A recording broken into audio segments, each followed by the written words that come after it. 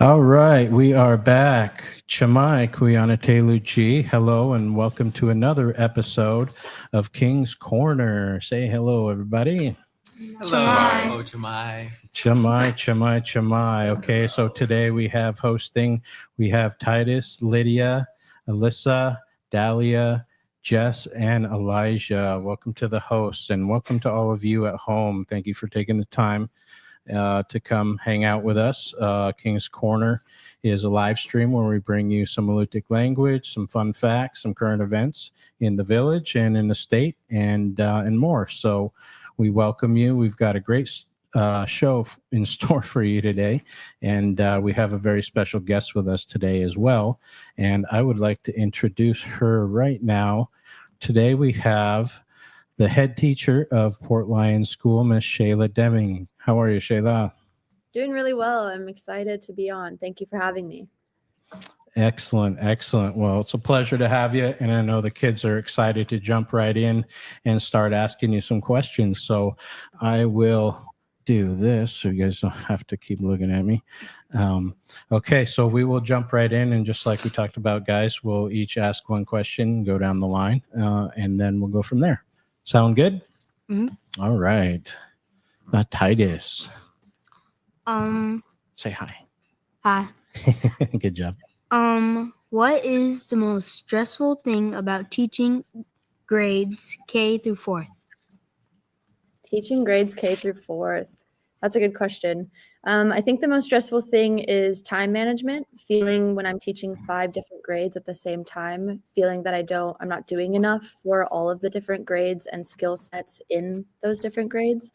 So yeah, feeling like I'm not having enough time for all the kids. That would be the most stressful part. Great question, Titus. Thank you. Okay, Miss Lydia. Chamai, what is it like working with your fiance? Ooh. I'm very grateful to work with Mr. S. We are very compatible. We work really well together. Whether we're, arguing every once in a while or debating, like we like to call it, we just work together super, super well. I don't know a lot of couples that would be able to be together literally 24/7 and not kill each other. So I'm very thankful for our relationship and how well we work together for the kids. Awesome. Good question. Thanks, Lydia. Miss Alyssa. What are your hobbies outside of school? Good question. Lately, I've been getting back into reading, as you and I have talked about, actually, Allie. And I've been known to like puzzles every once in a while, but anything outdoors, hiking, hunting, as you guys know. Snowboarding is a good hobby of mine that I love doing. I haven't done it in Alaska yet, but I do have a nice snowboard eventually I should get from Montana and bring up here and do that. So yeah, anything outside. Cool. Snowboarding. That sounds like fun. I remember doing that once upon a time. Cool. Thanks, Alyssa. All right, Miss Dahlia. What are some jobs you had before teaching? My very first job in high school, I worked at a daycare in my town. And I actually later, the same kids that I helped potty train in that daycare, I had them as students in 4th grade in Montana. So yeah, my first job, I worked at a daycare. And then later I worked as a busser. So I bussed tables in a restaurant in my town. And then for almost 10 years, I worked at a different restaurant in Billings, Montana with my grandmother. And that was the most amazing experience, being able to work with her. I was a waitress and a bartender at Jake's Bar and Grill in Billings, Montana. Cool. Great question. Thanks, Dahlia. All right, Jess. Hi. So what do you think was your most unforgettable hunt? Oh yeah, because we hear you like to hunt. Yes. Most unforgettable. I honestly think all of my hunts have been unforgettable. unforgettable. I started hunting not until really I met Mr. S. And so all of those have been amazing. From Texas, my first bow hunt in Texas. He bought me a bow and then took me to Texas for Christmas one year. Our most recent emperor goose hunt was unforgettable. My first trip to Kodiak, where I was promised a cabin, and because of weather, we had to stay in a tent in the freezing cold. I wanted to move up here, so but I'd have to say my most favorite, I don't know about most unforgettable because they all are, but my most favorite hunt had to be this August. You've all heard the story, but maybe not everyone at home has. Mr. S proposed to me on top of Mount Ellison with my first black-tailed buck. Oh, wow. That's pretty special. Way to go there, Mr. S. Yeah. Smooth talker. He took a video and we took screenshots of that video.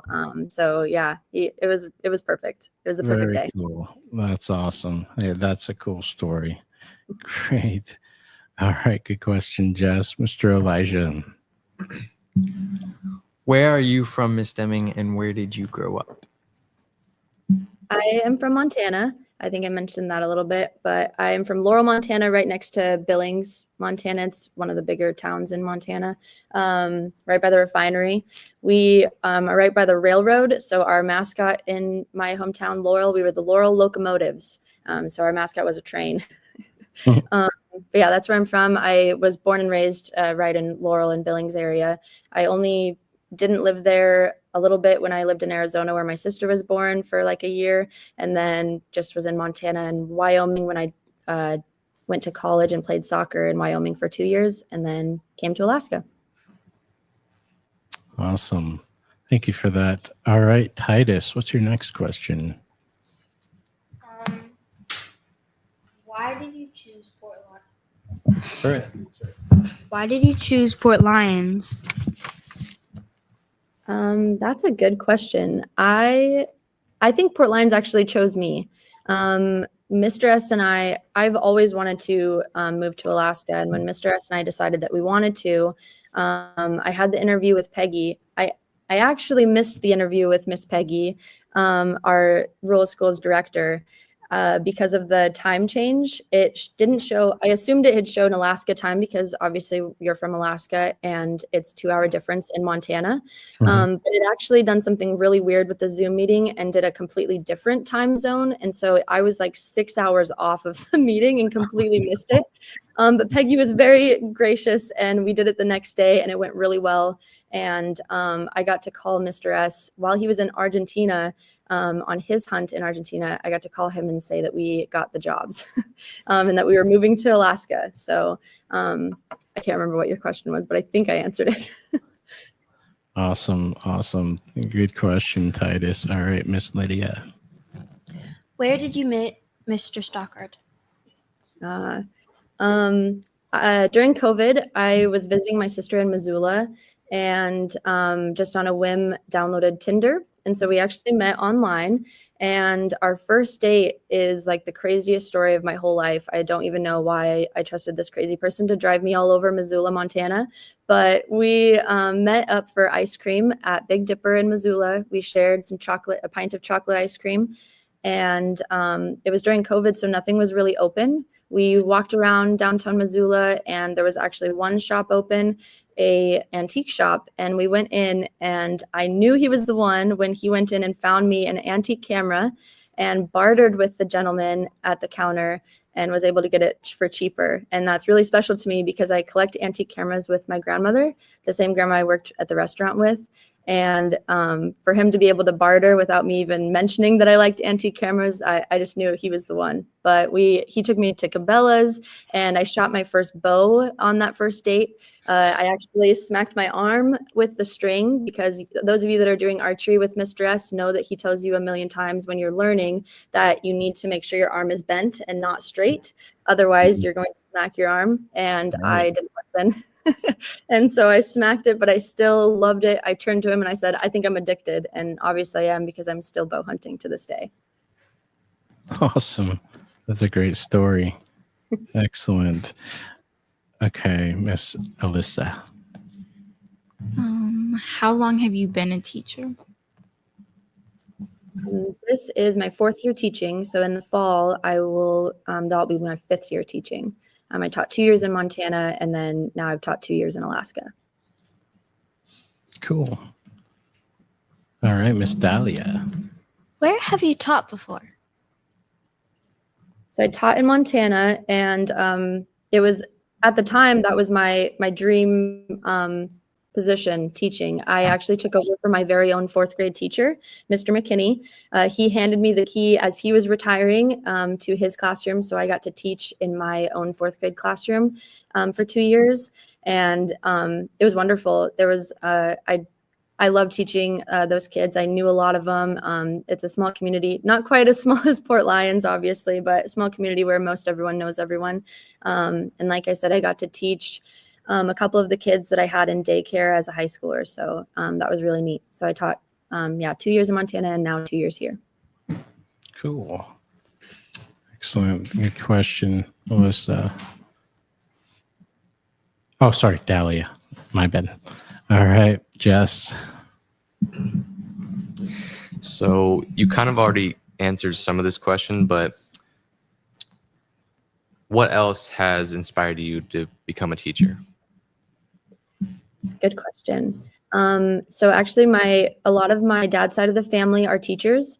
My grandpa is, and then a lot of his brothers and sisters are as well. So a lot of my aunties and uncles. And so teaching has just always been part of my life. I've been in the classroom a lot as a kid, visiting my grandpa. And then I also had my grandpa I got to have him in high school. He was the honors civics teacher and the history teacher. So I had him my junior and senior year. And whether the rest of my class believed it or not, he was much harder on me than anyone else. I did not get any leeway there. But I get a lot of my teaching tendencies from him for sure. He's the best teacher I know, besides myself and Miss Dress, of course. But that's where I get my inspiration to be a teacher. It's from him. That's pretty neat. Family of teachers, huh? Pretty cool. Yeah. And he just recently retired. He taught for over 40 years in Montana, and he didn't retire for very long. He's now a legislator in Montana, so he's still serving his community, just in a different aspect. That's pretty neat. That's pretty neat.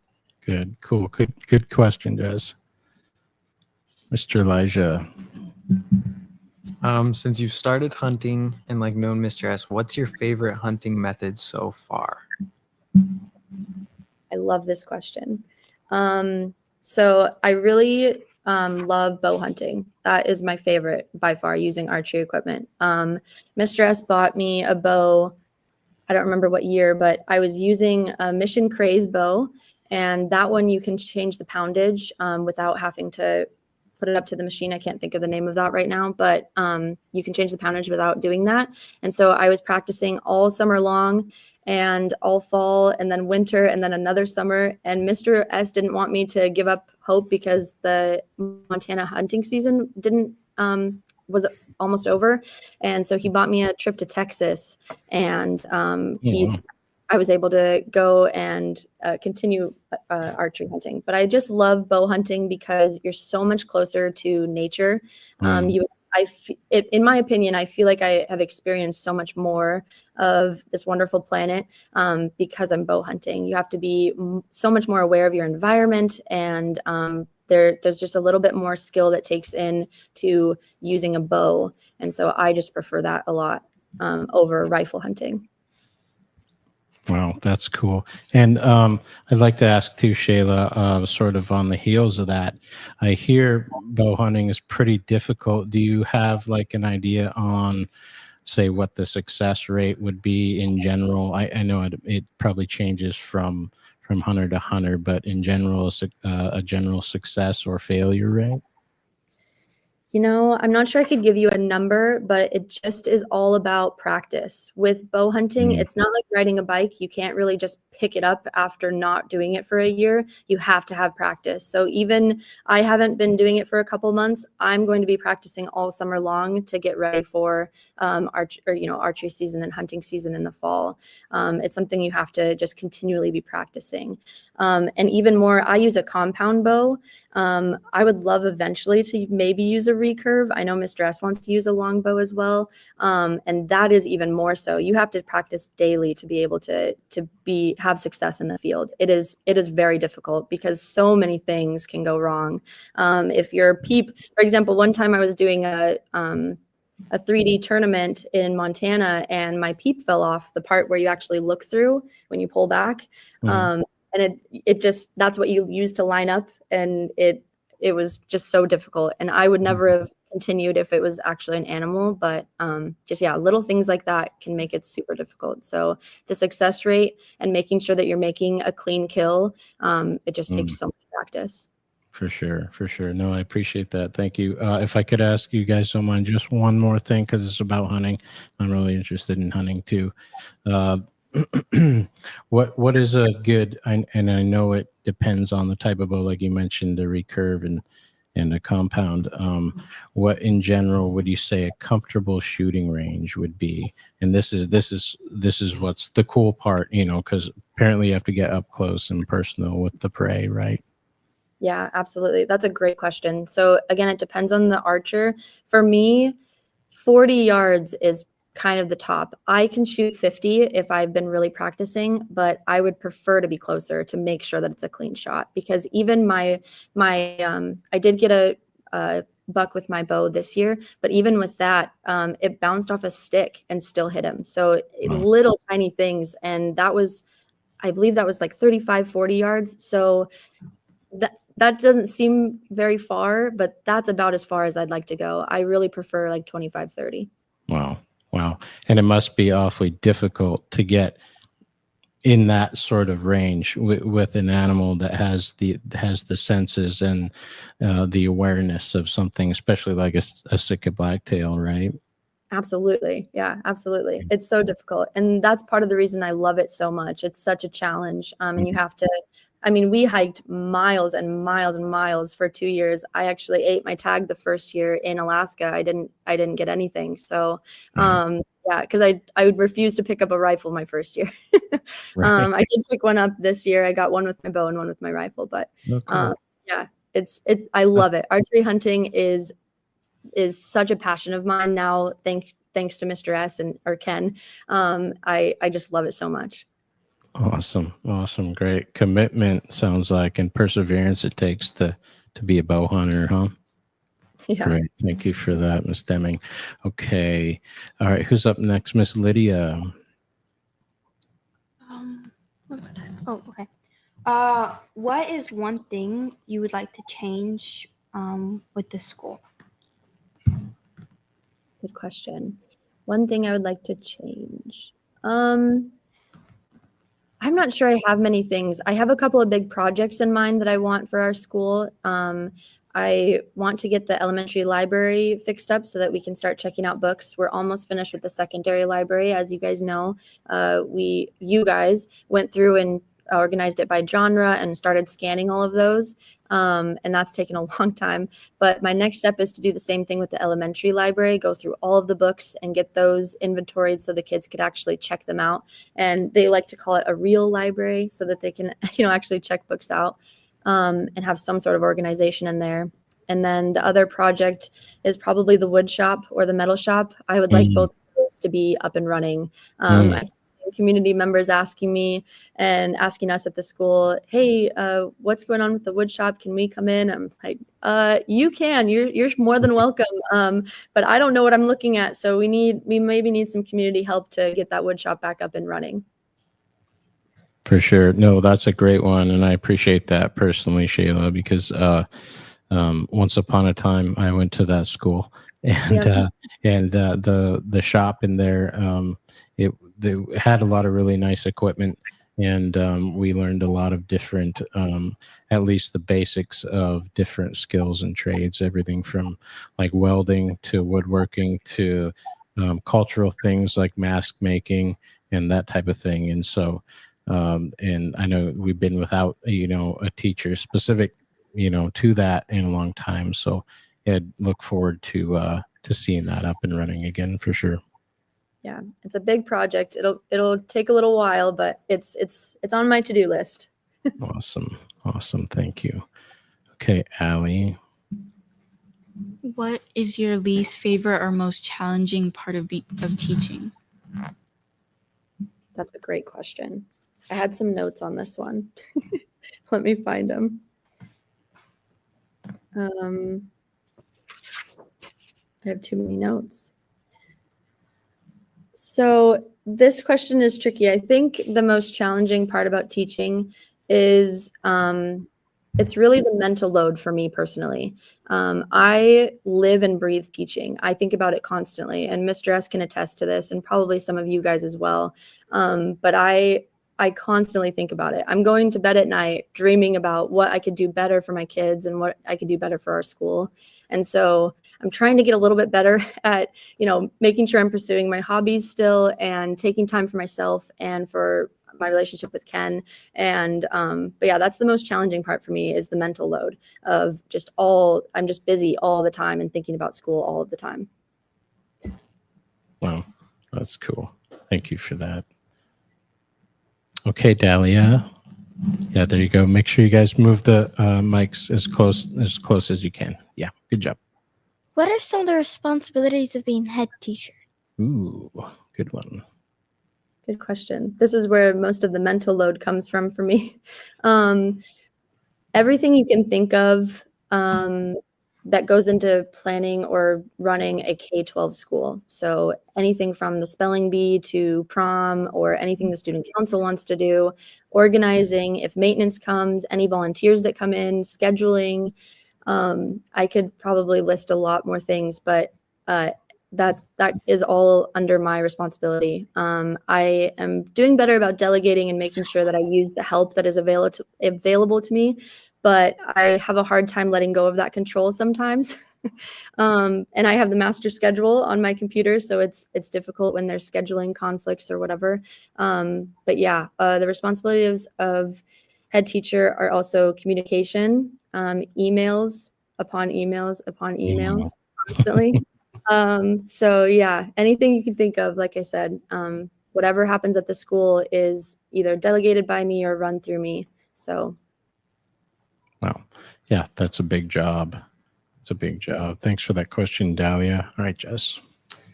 So, what is your favorite part of teaching? Good question. You guys, the kids, and being able to have like such an immense amount of pride from your successes to your failures. We're there for you. So I just love seeing that, especially recently seeing the wrestlers in the newspaper. I'm sure you guys have seen that. That's just so cool. Seeing when you guys do well and having that pride with, Julia and Uriah and Tucker and Abigail getting first place in Kodiak. I mean, Very cool. And yeah, just having pride for the students. That's my favorite part of teaching. Awesome. Good question, Jess. Mr. Elijah. I know you kind of already talked about this, but the last question is, why did you come to Alaska to teach? Good question. Alaska has been like a generational dream for my family, and it's especially in Montana, when teachers talk about their dream place to teach, they usually talk about Alaska. And so it's always been something that's in the back of my mind. My grandpa wanted to teach in rural Alaska when he was first looking, but he was starting a family and that just wasn't in the cards for them. So they ended up in Montana, which I always say is very similar to Alaska. We just don't have the ocean in Montana. But they didn't end up out here. And then my dad went to college actually in Fairbanks, and then my great grandpa, right before he passed, my grandpa and a bunch of his family took my grandpa on a big fishing trip in Alaska. And so yeah, Alaska has just been like talked about my whole life. It's been something I always wanted to do. And so when I met Mr. S and he said he was a teacher and he wanted to teach in Alaska, and he had already lived in Alaska, and not only that, but his father had taught in rural Alaska, I knew that my dream was going to be a reality and I would be able to teach in Alaska. Wow, that's a pretty neat story. Well, does anyone have any other questions for Miss Deming? No? Well, Shayla, we just wanted to give you a little round of applause and Thank you so much for taking the time to be with us, and great questions. And I know everybody at home enjoyed getting to know you and your family a little bit, and a little bit about your family history. You're more than welcome to come back here anytime and join us. And thanks again so much. Appreciate it, Shayla. Guys, give us thank you. Thank you. Thank you. We Thank appreciate it. you. Thanks, guys. It was good to be on. Thank you so much. Awesome. Thanks again. Thanks again. Take care. Wow. So that was pretty neat, huh, guys? Pretty cool story about Miss Deming and how she came to be a teacher and how she came to actually be up in Alaska and end up in our neck of the woods. And we're grateful to have her, and obviously Mr. S as well. I did want to take just a minute before we go into the Alutiiq section to give a couple of shout outs. And I'm not sure if you guys were aware, but first we want to thank the school district and the teachers for facilitating. We want to thank the Native Village of Port Lions for also facilitating this and offering up the space. And we would also want to thank Rural Cap, who helped fund this endeavor. So we thank Eva Gregg there with Rural Cap. We're grateful to her. And we also want to give a shout out today to KMXT, because you guys are now an official story on KMXT. So a special shout out to KMXT and Davis Hovey. We thank you very much for taking the time to put that story together for the community and for the students here. So we are grateful to you for that, and we appreciate it. So thank you. Go check out kmxt.org. They got a lot of great local information and stories about happenings going on the island and in the state. So go check them out when you get a chance. kmxt.org. All right, now we can move on to our Alutiiq section, and we will just start next to me, and we will go down the line. And if anyone needs help, that's why I'm here. And let's get right into it. Titus, let me pull you up here, brother.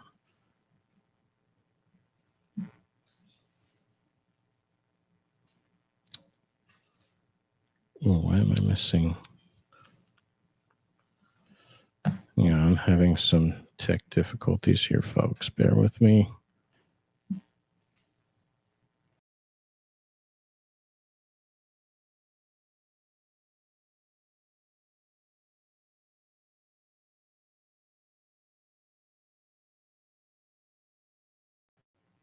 There we go. Okay, we got it back. Now it's gone. Now it's gone.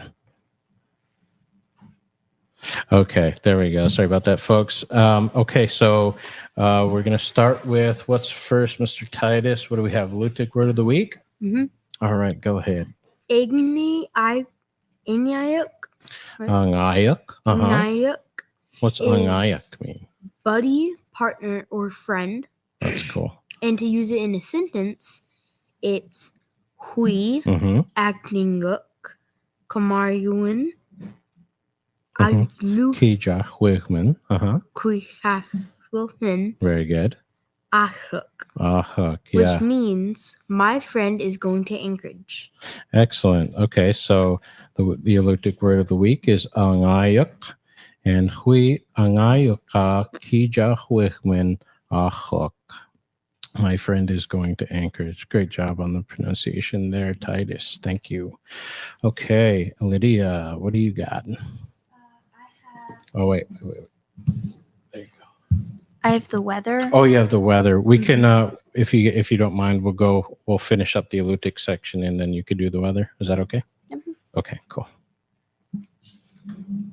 Sorry about that, Lydia. That's my mess up. All right, Miss Allie. We're gonna do Alutiiq greetings. Cool. Chamai. Hello. Hui Ali. My name is Chistun. How do you say that? Shla. No. Sorry. Cheshtun Etchit. Chistun Etchit. Mm-hmm. Which means how are you? Right. So sometimes we say cheshtun tlaeta,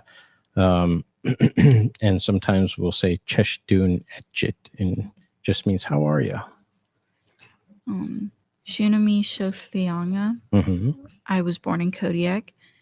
Majik Shahami Adakhtua. I live in Port Lions. Excellent. Ilanka. Very good. Ilanka. Shunami. How do you say? Shunami Uwat. Shunami what? Shunami Uwat. Uwat. Very good. My family are Kodiak people. Right. So Ilanka Shunami Uwat just means my family are Kodiak people. Excellent job. Thank you for that elliptic greeting, Alyssa. All right, Miss Dahlia. What are you talking about today? The environment in Aleutian. Oh, okay. Make sure you could you help her, Allie, move the mic close for us so everybody can hear her? Awesome. Awesome. Amik is door. Shatuluk is table. Stuluk, Shatulchik is chair. Very good. Stulchik. Kaliguk is paper. Very good. Kaliguk. I don't know how to say this one. That one's, yeah, it's kind of a tough one. Remember, it has that capital R, which we pronounce sort of like the car in English. So it's Karandajak. Oh. Karandajak. What does Karandajak mean? That's a pencil. Right. Or a writing utensil. Very good. Yep, it's a pencil or writing utensil. Nadak is floor. Nadak. Halak is window. Very good. Umi Atushkak, that's how you say it, Very good. Yes. is computer. Umiach Dushkak. Adahwa. Well done. Yes. Umiach Dushkak is computer. Excellent job. Thank you, Dahlia. Okay.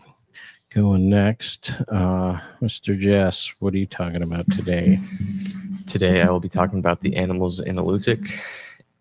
And with that, I'll start with fish. Fish is igahluk. Igasluk. Halibut is shahik. Shahik. King or Chinook salmon is amashuk. Amashuk. Very good. Red or sockeye salmon is nihilhik. Niklik. Niklik. Silver or coho salmon is kagiyak. Kagiyak. Adahwa. Humpy or pink salmon is amatuk. Amachtuk.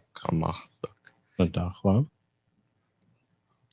Alimuk is dog or chum salmon. Alimak. Cod is amaduk.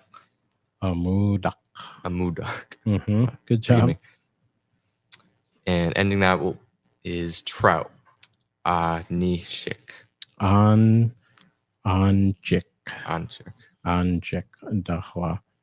Oh, very good. And that covers all the 5 species of salmon, right, in our waters, and also the trout. And then you have the halibut and the cod too. So that's pretty cool. Thank you for that, Jess, for some animals in Alutiiq. All right. Elijah, what are you talking about today? I switched a couple up on you. Let's see how it goes. I got the weather in Alutiiq, the Okay. words to describe the weather. Okay, great. So to ask how the weather is or how is the weather today, we say Cheshtun Ekta Anakbak. That is how is the weather today. We got a different word that is how is our weather, and it is Kiyuchakbet Eta. Very good. Very good. Kayu Kayu Bet Eta. Eta. Yeah. And then it is sunny. We always have this one, Majonguk. And then Majongnaguk. Very good. It's trying to get sunny. Right. That one's we probably use that one a lot, right? Yeah. Majongnaguk. Always trying to get sunny. Right. It is messy. Chanaktuk. Schlachnachtuk. That one's even messy sounding, huh? Yeah. Schlachnachtuk. Imashunachtuk. And that one doesn't have the meaning next to it. Ima shuchnachtuk.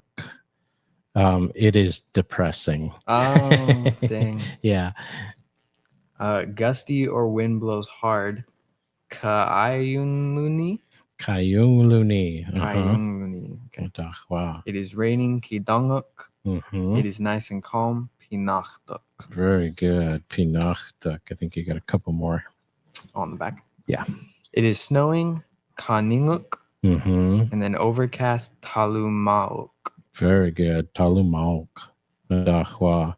Excellent job, Elijah, on the pronunciation there. What's that? You're muted. Oh, it's okay. Oh, you okay. guys can hear me, right? Yeah. Yeah. Yeah. Okay. We're good. Yes. Thanks for that, Titus. Okay. Thank you for that. And that will do it for our Alutiiq section. Thank you guys for putting those out there to the community and other folks that want to hear them. We're coming along with the pronunciations. A lot of them are very difficult. So kudos to you guys for doing that. Okay, right now we will go on to upcoming school events. Titus, what's going on? What's going on in the school here? There is archery on Tuesdays and Thursday at 3:30 to 5 p.m. Thursday's board game club with Miss Deming. Parent teacher conferences are on March 12th through 13th. Very good. And a new student store opened on these days, shown on the podcast. Okay. Yep. I will bring that up for you. So you guys had your first opening on Tuesday, right? Yeah. And for the folks at home, here is the schedule. And you can read that if you want, Titus. You don't have to. It's up to you. On Monday, it is open 4 p.m. through 6 p.m. On Tuesday, it's open 6 p.m. through 9 p.m. On Wednesdays, it's open 2 through 4 p.m. On Thursdays, it is 6 through 9 p.m. On Friday, it is 4 through 6 p.m. On Saturdays, closed, and on Sunday. Excellent job. And so this is we appreciate this. I know the student store has happened here and there a little bit in the past, so we thank you guys and we thank Mr. S for bringing it back. They got some yummy snacks and some ice cream, especially, which I like. So go check them out during those hours. It sounds like they will be, these hours are subject to change depending on availability and how things go. Is that right, Mr. S? Okay, great. So as of now, this is the current schedule. And if it changes at all, we will make sure to inform you as soon as possible. Great. All right. Excellent job, Titus. Yes. There are high school student field trip to UAA and Outer Coast colleges on April 21st through April 25th. Very good. Very good. Okay, so that's pretty exciting. How many of you folks are going on that trip? You two? Yeah, Yeah. just here, just Je- us two, yeah. and then Mr. Mr. S is our S. chaperone. Jess Okay. is the only one confirmed so far. Okay. Oh, Okay. yeah, I'm on I a forgot waiting about that. list. Yeah. Yeah. Oh, okay. All right. Well, we hope you're able to go and check that out along with Jess, Elijah. That'd be great. And sounds like a pretty neat program that Marilyn Gale there, the advisor there for the school borough, has sort of put together or offered to the students out here and to Jess. So we're grateful to her. We give a shout out to Marilyn there for making that possible. So thank you for that. All right. Good job, Titus. Okay, Lydia, let's talk about some weather. And I will pull up for you while you do that. I will pull up. Actually, sorry, 1 second. I will pull up Windy for you to give the folks at home an idea of what the weather is looking like. Okay, so today, CE wind. Yep, 10 southeast, Southeast wind, 10 10 knots. 10 knots. Very good. Seas 3 feet. Tonight, southeast wind is 15 Knots. knots. Very good. Seas 4 feet. And then Friday, east wind 10 knots, Very good. increasing to 15 knots in the afternoon. Seas 3 feet. Friday night, east wind 10 knots, seas 3 feet. Saturday, northwest wind Very good.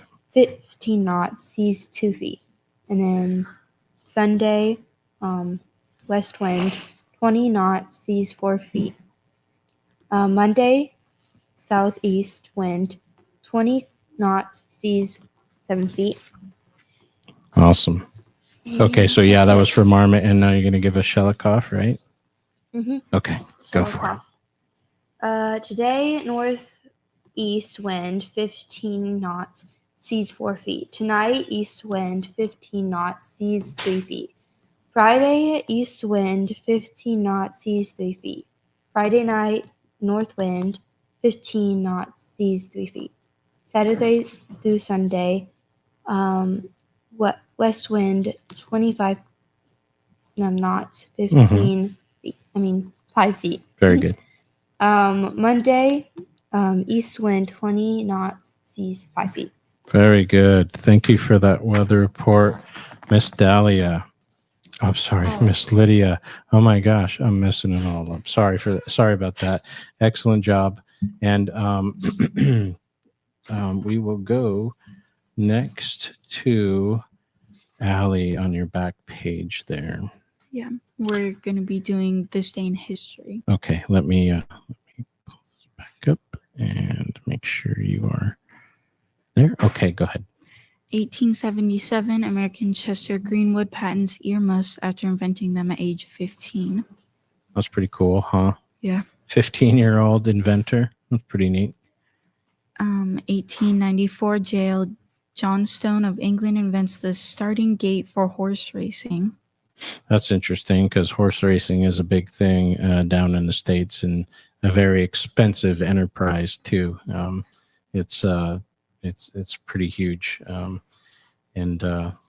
yeah, to have the starting gate's kind of important, I would say. Yeah. 1930, Clyde. How do you say Oh, it? His last name? Tombaugh. Do you have a 1903 one there? Oh, yes, sorry. Yeah. So 1903, fall of Sokoto.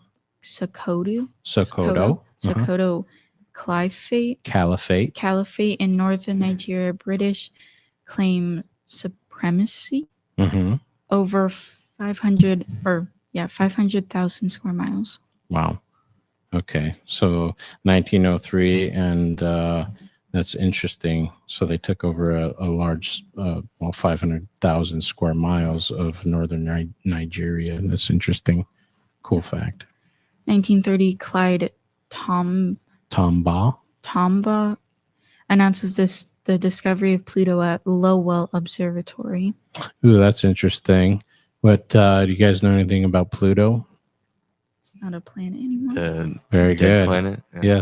Yes, very good. It used to be a planet, and then they were able to observe some things and measure some things and determine that it was actually a dwarf planet and not considered a legit planet, although it is the furthermost orbiting thing in our solar system. So pretty cool fun fact.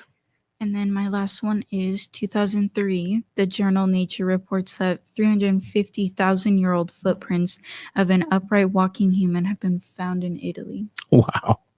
That's pretty old. 350,000 years. Wow. And this was in Italy, huh? In 2003? Yes. Wow. That's pretty neat. Okay. Thank you for this day in history facts, Miss Alyssa. Good job. Okay, Dahlia, on your next page, on your back page there, what are you talking about? I'm doing safety bulletin. Awesome. The first one is snow and rain is back in Port Lions causing slick roads. Drive with care. The second one is smokestack fires are very dangerous to your home. Make sure smokestacks stay clean, especially after a long winter of use. Very good. And then I have tsunami preparation reminder. That's a big one, right? Because of where we are. And a lot of folks, especially on the far side of town, and a lot of folks over on this side of the village aren't above the 120, 125 foot mark zone. So it's always good to have what's called, well, I'll let you tell us. The first one is know your evacuation route and where to go during a tsunami. The second one is have a bug-out bag or evacuation kit with supplies to last at least 72 hours.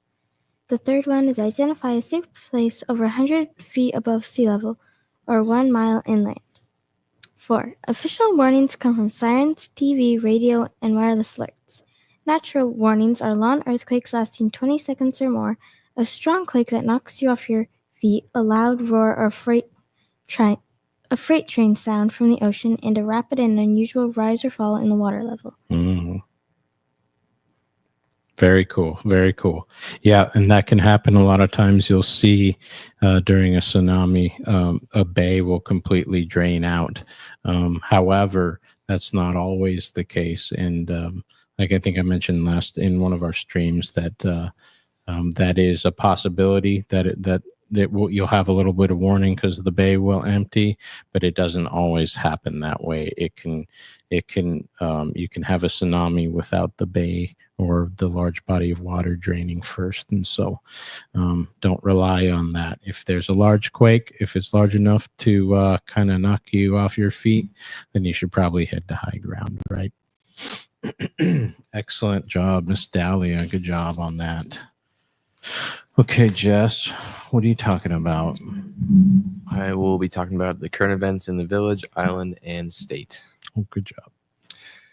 So in January, President Trump signed an executive order supporting natural resource development in Alaska, which I think it was the 21st. I'm not sure, but late January. Okay.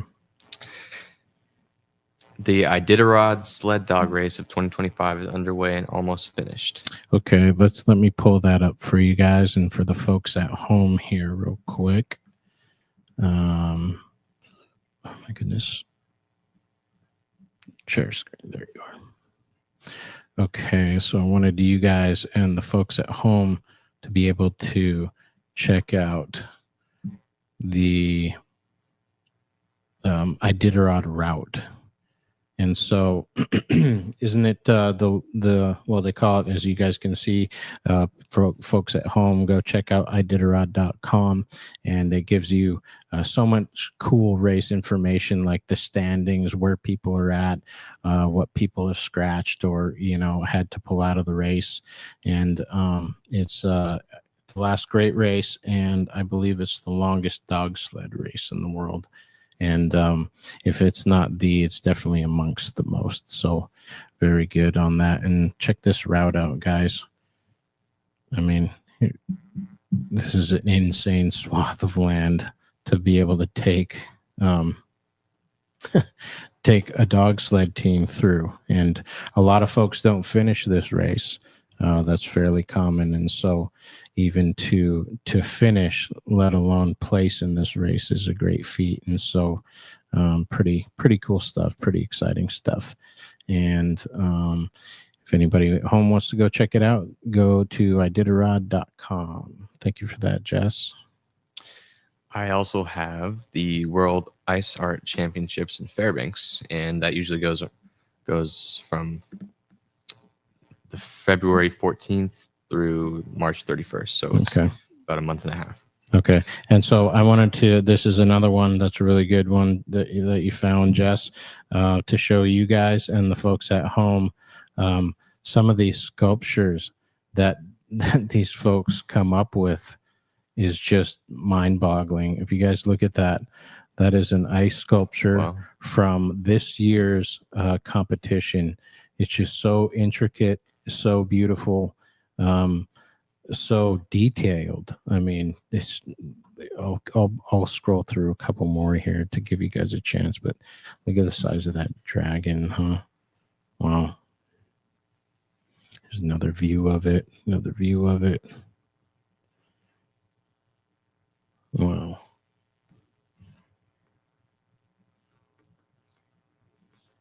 Let's see if we can. Oh, here's another one. Look at that. I mean, and they carve these out with picks and chisels and chainsaws and all manner of tools. It's pretty neat how they can accomplish this. And wow, I mean, look at that, guys. That's pretty neat, huh? And then it's pretty neat too how they have them like backlit and how they have them lit up, and you can see like here, I think they're using some vehicles on some of them because they're so huge.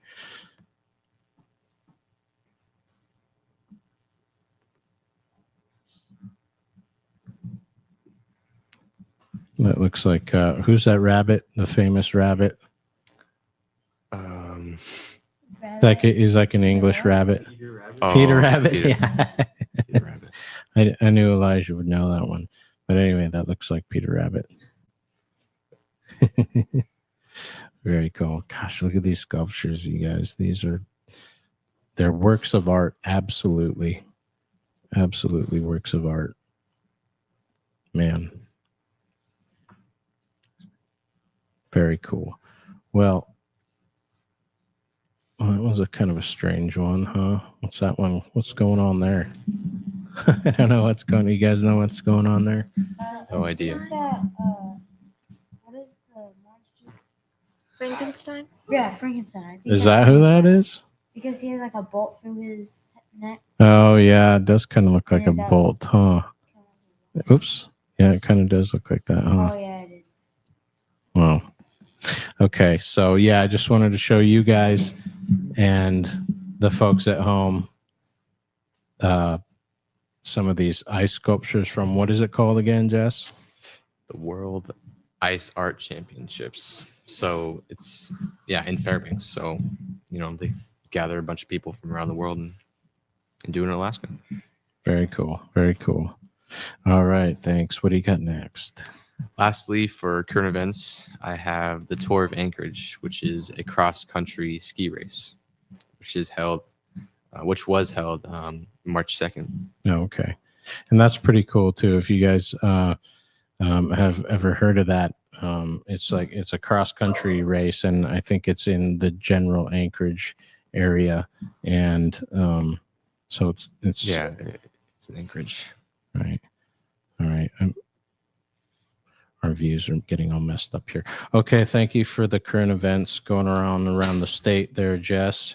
All right, Mr. Elijah, what do you got going on?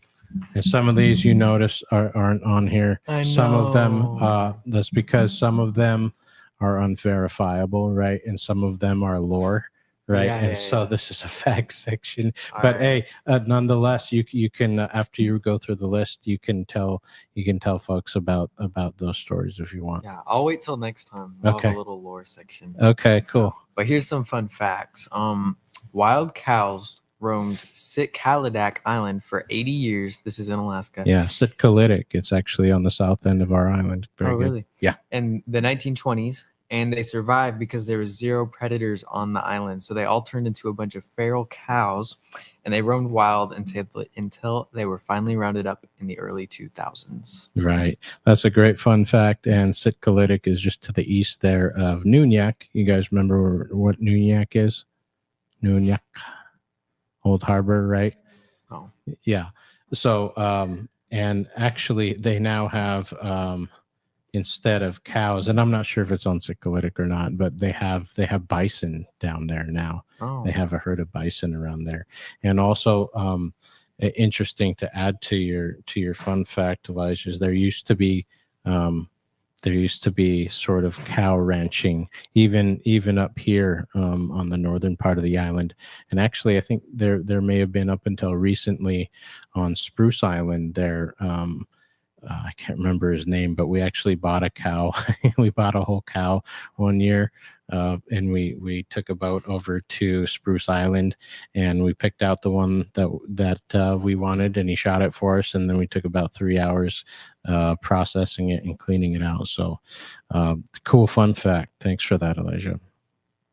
Another one on here is that recent discoveries within the past couple of years, we found out that there's a super volcano near Kodiak that could darken the U.S. in future years. Beneath the Aleutian Islands, there is possibly a supervolcano that could erupt and cover the U.S. with ash, and it is too deep for them to study it and figure out when it is even like supposed to erupt, or if it is anytime soon. Right. So since it's so far under the ocean, they can't really figure it out. Right. And I think one of the determining factors in that was the fact that there were like several, I think there was 5 volcanoes in a row, and it seemed like they were all being fed by the same caldera, perhaps. But that's an interesting new fact. Yeah. So excellent job on that. And then the last one is a town in Alaska had a cat for an honorary mayor for 20 years. In Talkeetna, Alaska elected a cat named Stubbs in 1997, and he held meetings at the local general store for 2 decades. That's pretty cool, right? So your highest official in your community was a cat. Obviously, there's the reason for that, and why it was an honorary mayor is because of the type of local government that Talkeetna has, and so they decided, I imagine, with great humor, that they would that they would elect a cat. 20 years is a long time. I know. I looked at it. I was like, gosh, I didn't know that cats lived that long. That's pretty cool. All right. Excellent job on those. And thank you for that, Elijah, for the Kodiak, Alaska fun facts. All right. Well, I think that about, does anyone have anything else that they would like to add? Okay, great. Well, so we thank you out there at home, folks. Thank you for taking the time to spend a little bit of time with us today. We hope we added some value to your day, and we hope you enjoyed it.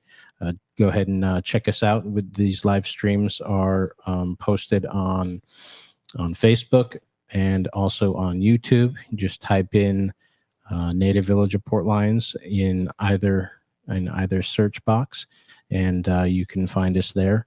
And we look forward to seeing you again on another episode of King's Corner. Everybody.